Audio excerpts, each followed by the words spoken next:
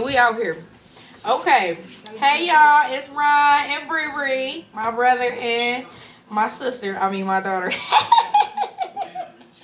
Okay, we came to read the Daily Bread.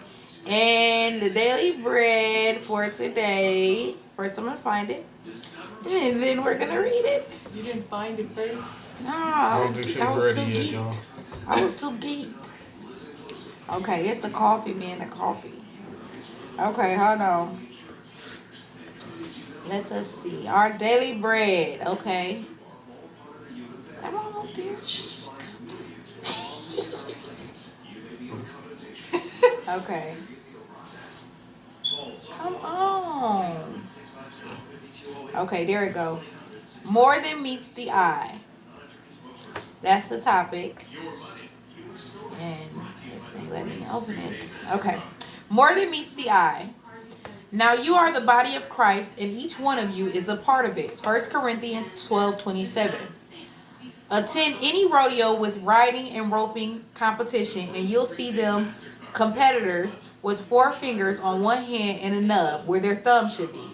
It's a common injury in the sport. A thumb gets caught between a rope on one end and a decent sized steer pulling on the other, and the thumb is usually the loser. It's not a career ending injury, but the absence of a thumb changes things. Without using your thumb, try to brush your teeth, or button a shirt, or comb your hair, or tie your shoes, or even eat. That little overlooked member of your body plays a significant role. The Apostle Paul indicates a similar scenario in the church.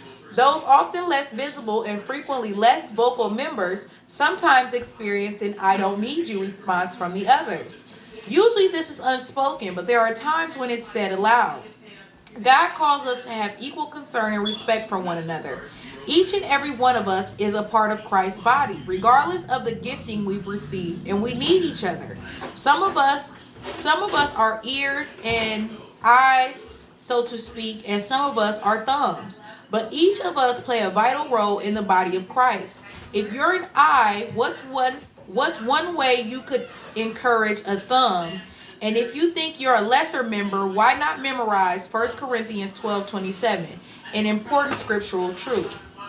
So if you're an eye, what's one way you could encourage a thumb? So if you were an eyeball, what's one way you could encourage a thumb, a necessary member?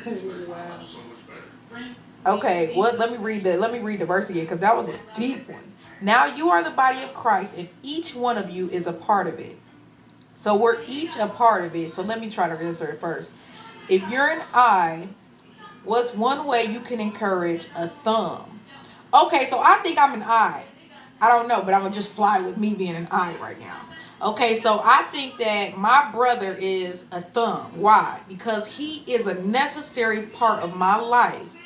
And I don't know if he knows it or not, but without his support in helping me babysit my children, in being a backbone for my daughter to come to when she feels like she can't talk to her mom, or maybe her grandmother doesn't answer the phone, or maybe her dad won't understand, he's always there. And he doesn't voice his opinions or with his troubles as much as I do, but without him, I feel like me and my daughter and even my mom would not have that place to just go to when we just want to talk about everybody and we just want to say everything. I think without him, we would have some trouble. And my daughter, I believe that my daughter is an eye and a thumb, because she goes through a lot of things that I don't think she realizes that I realize.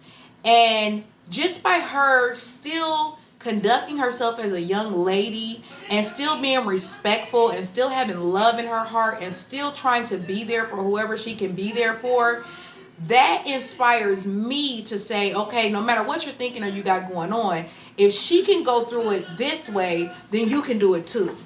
So if you guys think you're an eye, how could you encourage a thumb? And if you think you're a thumb, then you need to know you're an eye. So, how do you feel like, okay, so I'm putting in some different words. How do you feel like you could encourage somebody who don't know how useful they are today? How do you feel like you could encourage somebody? who don't know how useful they are?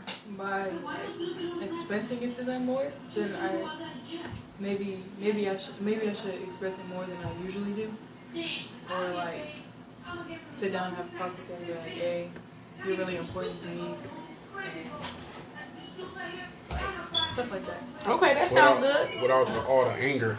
What about you, Yeah. bro? How do you feel like you could let somebody know that they worth it if they don't know?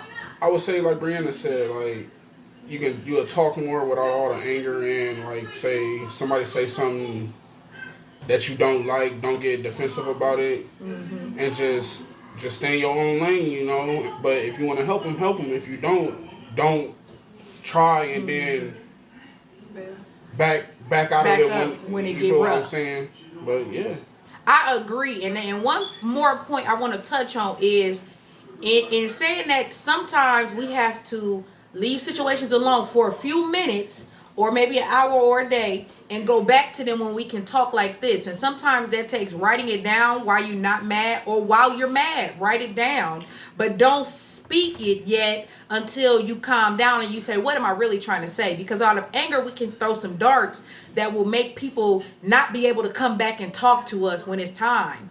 And we can hurt some feelings. We can push people into some corners, and we don't want to do that. So I think that it's important to keep in mind that sometimes you have to let the situation sizzle down so that you don't say nothing out of anger, but you have to get that out. So maybe writing it down, or even doing a video or a voice clip to yourself, and then taking from that, what was I really trying to say? Okay, I wasn't even really mad about all 30 things. I was really just mad about the one. And then coming back at a time where everything is cool to talk about the one thing. So I think that's real beneficial. But I think everybody said some great stuff, and I appreciate y'all. Y'all know I love y'all.